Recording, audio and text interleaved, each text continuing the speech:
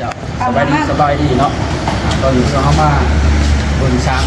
คุยเก่าเกษตรอยู่ของเราซึ่งเป็นตัวแทนขายทีเมื่อปี2จะมาทักเนาะว่ามีคณะเขาก็ดูเนาะในการจำหน่ายปุ๋ยของเก่าเกษตรกรของเนาะหรือว่าไปรังที่เขาลูกสวนที่ใส่ปุ๋ยเขาแล้วแล้วก็บอกว่า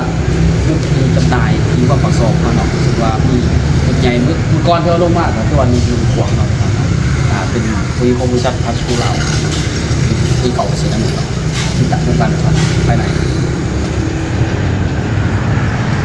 อุ้ยเรื่องตัวอย่างหรือว่างานอุ้ยอุ้ยใส่ก็กาแฟแบบนี้เนาะในตัว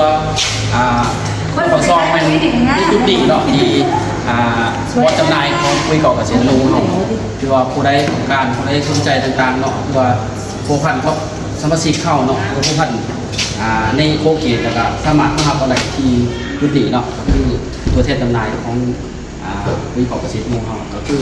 ตัวแทนของพาสคูเล่าแต่ว่าแมนเป็นจุดใหญ่จุดหนึ่งของเมืองปะซอเขาว่าทั่วไปทุกท่านเนาะในเมืองปะซอครับ